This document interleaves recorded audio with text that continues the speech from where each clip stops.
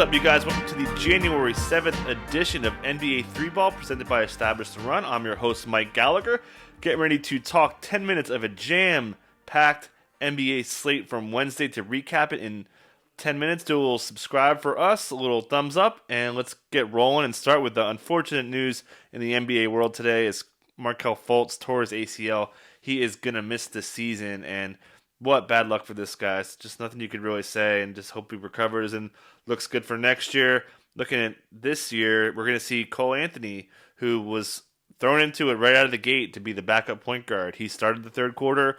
After the game, Steve Clifford said he liked how he handled the offense, said he recognized who his teammates are and who fits with him and everything, liked his defense. So even when Michael Carter-Williams, who's still out with a foot injury, returns, it should still be Cole Anthony's show. This guy's not a great shooter. I don't really trust his defensive stats, so he's not exactly going to be a season-long stud, but it's still just a huge opportunity. And just if you play fantasy and a guy gets an opportunity like that, you just scoop him and hope for the best. So definitely a guy I would add. And then, more ball handling. We've seen Aaron Gordon handle the ball more. Vooch could kind of have some high post action too. So Fultz has been handling the ball a lot. He's not top 10, but he's up there. So real tough. They started Gary Clark today too. So just brutal day for them. And even Jordan Bowen actually played well. Clifford had said that he's ready for the NBA. This guy was. He says he has NBA quickness. He was one of the fastest guys in the combine a couple years ago with all the cone drills and everything. So he's got NBA athleticism for sure and looked pretty good today. So I had him in my 30-man league, but just something to keep an eye on. Most of the news is from tonight's game besides Michael Porter Jr., who's going to return today. So that'll cut into JaMychal Green a little bit. So let's just talk about the basketball action from the busy Wednesday slate and start with the Rockets. Christian Wood, knee injury, did not play, and we saw DeMarcus Cousins, who didn't even play great. This is why he's very fantasy relevant, because he plays 23 minutes, shoots like crap, and he still drops 9, 14, 2 steals, and 4 blocks and crushes value. This is why you've been stashing DeMarcus Cousins in fantasy, and this is why you play him when he gets minutes, because he's ridiculous. He's one of the best permanent players in the NBA of the last decade or so. John Wall continues to impress. Nothing you can really say there. My choice, Mai Nwaba, also has a really good game.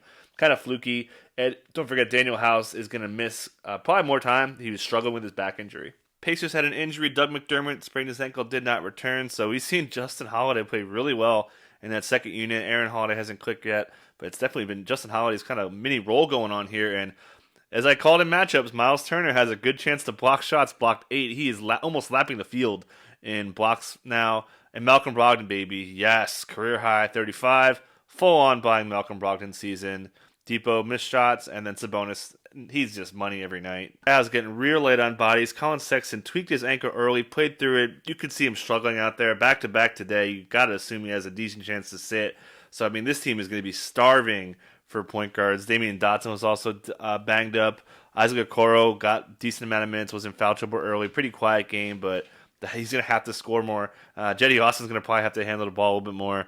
This team is just running out of guards right now. It's insane. Joel Embiid took over late to get the Sixers a 141-136 win. Seth Curry, man, another easy pick to break out. Just total perfect fit for this team. Ben Simmons dishing the ball. This team looks really good. 7-1. Got a little win streak at home. 5-0. A 60 ball for the Panda Watch. Bradley Beal looked like he was going to drop 70 or 80 with the rate he was scoring in the third quarter. Didn't happen.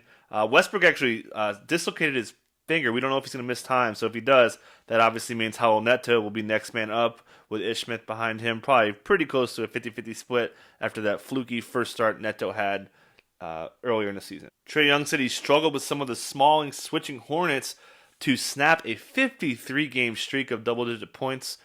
Yikes. Just overall poor play from really everyone besides John Collins. Terrific rebounding game. Shockingly strong rebounding game from Clint Capella. And Bogdan did return from that ankle injury. But yeah, bad loss for the Hawks today. Hornets got the win with a career high from Gordon Hayward, 44 ball. Got to the line 12 times, just dominated this defense. They couldn't handle him. Hornets ran some super small ball lineups with PJ at the 5, Hayward, and then the 3 guards. Graham still can't make shots. And LaMelo Ball, man, what a baller this guy is already. Him and Miles Bridges have a pretty good rapport. And it's been a real fun second unit to watch. Eric Spoelstra finally stuck with the same starting unit for the first time this season. Talked about consistency, like with the Kelly Olynyk group. and they were fine. That's not why they lost today. Bench kind of hurt them. Overall, it should be fine. I expect the Olynyk to start again.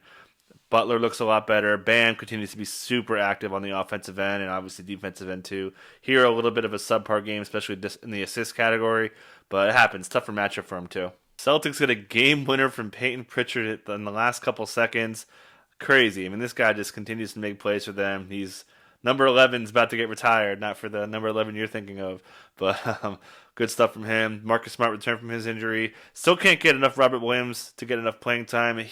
Going into this game, Tatum, and Brown were the best three-man lineup in the NBA, minimum 24 minutes in net rating. But yeah, it's just they don't run enough of this double big lineup. He doesn't play in the double big lineups, so it's going to be hard for Time Lord to crush.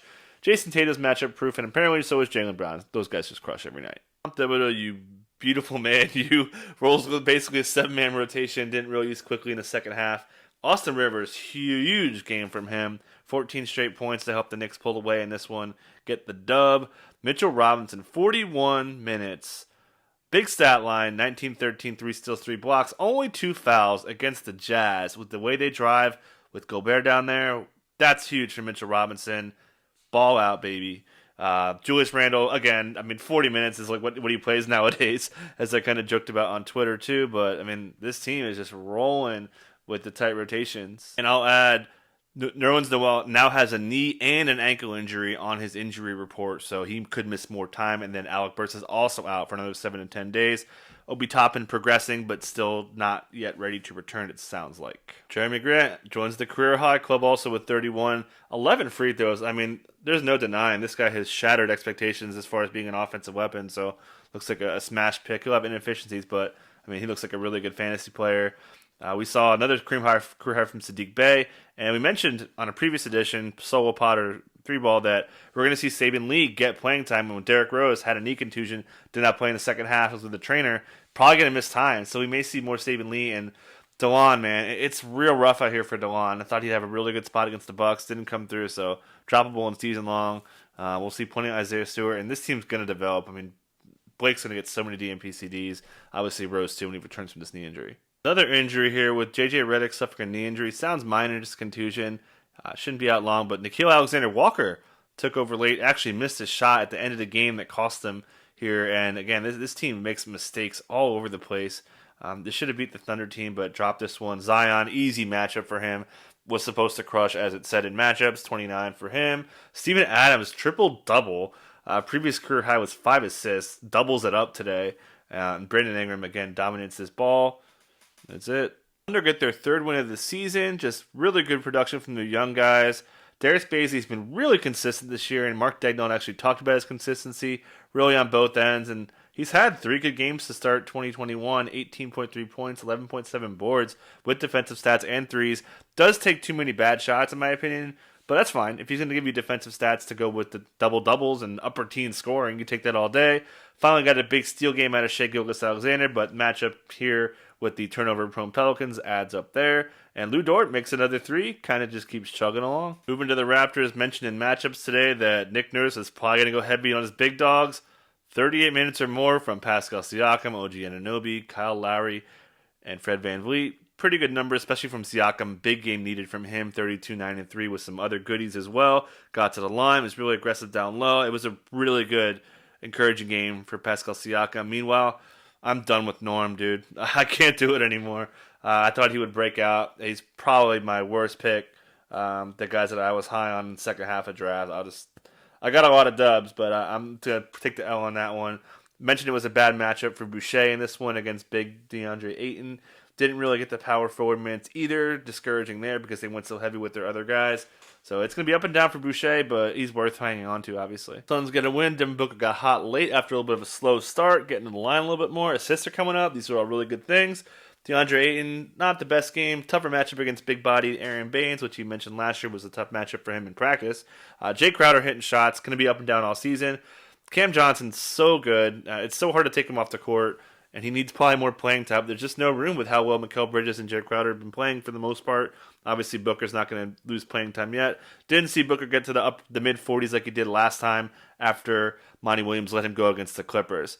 So interesting stuff there. Not too much going on with the late game. Only thing that is worth talking about is De'Aaron Fox has right hamstring tightness and did not return. So that means it's Tyrese Halliburton season after he returned to action. We'll see a little more Corey Joseph and just obviously usage. I mean, Fox is going to flirt with 30 usage rate. So a lot of Kings guys are going to have ample opportunity. Buddy Hield especially is going to be chucking. So not much on the other teams going on. So we'll get it here on that. You guys take care. Catch you tomorrow.